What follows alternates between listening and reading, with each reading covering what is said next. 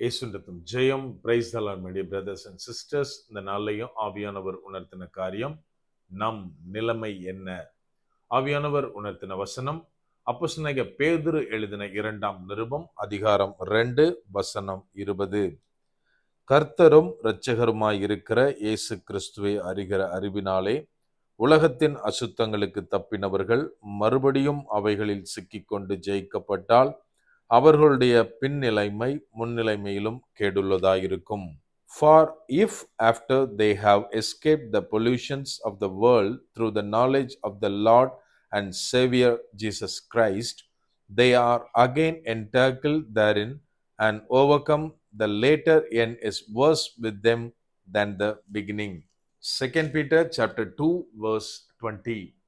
எனக்கு அன்பானவர்களே, இந்த இடத்துல அப்போஸ்தலனாகிய பேதுரு என்ன எழுதுறார் அப்படின்னா, இயேசு கிறிஸ்துவை குறித்த அறிவினாலே அவருடைய இரத்தத்தினால மீட்கப்பட்ட உலகத்தின் அசுத்தங்களிலிருந்து வெளியில வந்த ஜனங்கள் மறுபடியும் சத்துருவினாலே ஜெயிக்கப்பட்டால், உலகத்தாலே பிடிக்கப்பட்டால் அவங்களுடைய பின் நிலைமை முன்னாடி இருந்த நிலைமையை பார்க்கிலும் கேடுள்ளதா இருக்கும் அப்படின்னு இந்த இடத்துல எழுதுகிறார். நாம் இன்றைக்கு தேவனுடைய பிள்ளைகளாய் இருக்கிறோம். நம்முடைய நிலைமை என்ன? நம்ம கொஞ்சம் யோசித்து பார்க்கணும். அதாவது எனக்கு தெரிஞ்ச சில குடிகாரர்களுடைய நிலைமையை குறித்து நான் இந்த இடத்துல சொல்ல ஆசைப்படுறேன். அதாவது அவங்க மொத்தத்துல ரொம்ப அதிகமா குடிக்க ஆரம்பிச்சவங்களுக்கு அவங்க வீட்டில் உள்ளவங்க என்ன பண்ணுவாங்க அப்படின்னா, சில மெடிசின் அவங்களுக்கு தெரிஞ்சோ தெரியாமலோ கொடுக்க ஆரம்பிப்பாங்க. இந்த மெடிசினோட எஃபெக்ட் எப்படி இருக்கும் அப்படின்னா, அவங்களாகவே குடிய வெறுக்கிற மாதிரி அவங்களுடைய ஆர்கன்ஸ் அதுக்கு மெடிசினுக்கு ஏத்த மாதிரி அலைன் ஆயிடும். ஸோ இப்ப என்ன ஆகும் அப்படின்னா, அவங்க இம்மிடியட்டா குடிய விட்டுட்டு அவங்க ஒழுங்கா போயிட்டு இருப்பாங்க. ஏதோ ஒரு பாயிண்ட்ல மறுபடியும் அவங்க குடிக்க ஆரம்பிச்சாங்க அப்படின்னா, நான் கண்ணால பார்த்துருக்கேன், கொஞ்சம் பேரை குறிச்சு நான் கேள்விப்பட்டிருக்கேன். அதாவது குடிக்க ஆரம்பிச்சு வித்தின் அ இயர் அவங்க மரித்தே போவாங்க. இதுதான் அவங்களுடைய முடிவா இருக்கும். ஏன் அப்படின்னா, அவங்க அந்த மெடிசினால அந்த பழக்கத்திலிருந்து வெளியில வர்றாங்க. ஆனால் அவங்களுடைய ஆர்கன்ஸ் எப்படி அப்படின்னா, இப்போ புதுசா அவங்களோட என்விரான்மெண்ட்டுக்கு, புதுசா அவங்களோட பிஹேவியருக்கு அது செட் ஆயிடும். திடீர்னு பழைய நிலைமை, அதாவது குடிக்க ஆரம்பிக்கும் போச்சுல ஆர்கன்ஸ் ஏத்துக்காது, அந்த இடத்துல அவங்களுக்கு மரணம் சம்பவிக்கும். எனக்கு அன்பானவர்களே, அதைத்தான் இந்த இடத்துல அப்போஸ்தலனாகிய பேதுரு தெளிவாக குறிப்பிடுகிறார்.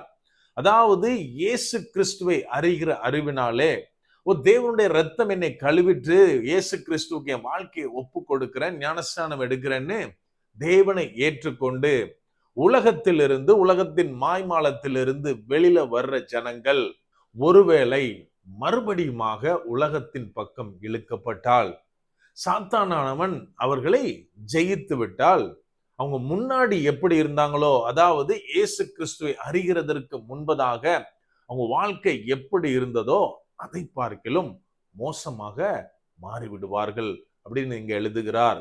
நம்ம இந்த இடத்துல கொஞ்சம் யோசித்து பார்க்கணும். அதாவது நம்ம நிறைய பேர் கொஞ்சம் சின்ன வயசுலலாம் இதை எக்ஸ்பீரியன்ஸ் பண்ணியிருப்போம். ஒரு பலசாலியான ஒரு ஒரு பர்சனை எடுத்துக்கலாம். அவருக்கு பின்னாடி அவர் கூட இருக்கிறப்போ நம்ம நிறைய பேரை மிரட்டுவோம். என்ன ஆகும் தெரியுமா? நான் சொல்றதுதான் செய்யணும், நீ அப்படி இருக்கணும், இப்படி இருக்கணும், அநேக காரியத்தை சொல்லுவோம், அவங்கள பயங்காட்டுவோம். இன்கேஸ் சில நாள்ல என்ன நடக்கும் அப்படின்னா, யாரை நம்பி நம்ம இந்த பிரச்சனையை பண்ணோமோ அவங்க இல்லாம ஆப்போனன்ட் பார்ட்டிட்ட நம்ம மாட்டிக்கிட்டோம் அப்படின்னா நம்ம நிலைமை பயங்கர மோசமாயிடும். அதை போலத்தான் இன்னைக்கு நம்ம இயேசுவின் நாமத்தினால பேய்களை துரத்தலாம், இயேசுவின் வல்லமையால இந்த காரியத்தை செய்யலாம். அநேக காரியம், சத்ருவானவன் கட்டி வைத்திருக்கிற கோட்டையை நம்ம தகர்க்கலாம். இது சந்தோஷமான விஷயம்தான். ஆனால் ஒருவேளை நம்ம ஏதாவது ஒரு காரியத்துல விழுந்து போய் பாவம் செய்து இயேசு கிறிஸ்து இல்லாமல் தனியே போக நேர்ந்தால் சத்துரு நம்ம சும்மா விடுவானா? அதைத்தான் இங்க எழுதி இருக்கிறார். பின் நிலைமை, அப்போது இருக்கிற நிலைமை முன்னாடி இருந்ததோடையும் அதிக கேடுள்ளதா இருக்கும்.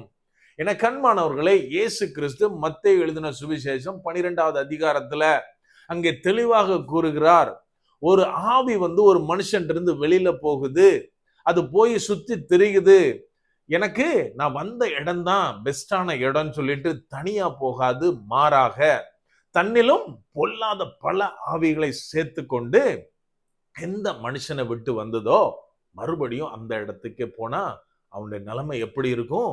நம்ம கொஞ்சம் யோசித்து பார்க்கணும். ஒரு பிசாசு உள்ள இருக்கும் போதிலே அவ்வளவு பாடுபடுத்தி இருக்கும். அப்படியானால் அதை காட்டிலும் பலமான அநேக பிசாசுகள் வரும்போது அந்த மனிதனுடைய நிலை பரிதாபத்துக்குரியதா இருக்கும். இதைத்தான் இயேசு கிறிஸ்து ஒரு எச்சரிப்பாக நமக்கு சொல்லி இருக்கிறார்.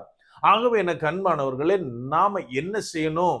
இயேசு கிறிஸ்துவை அறிந்து கொண்டோம், இயேசு கிறிஸ்துடைய இரத்தத்தினால இந்த உலகத்திலிருந்து மீட்கப்பட்டோம். இதெல்லாம் சந்தோஷம்தான். ஆனால் கடைசி வரைக்கும் அவரது கைக்குள் நாம் அடங்கி இருக்கிறோமா?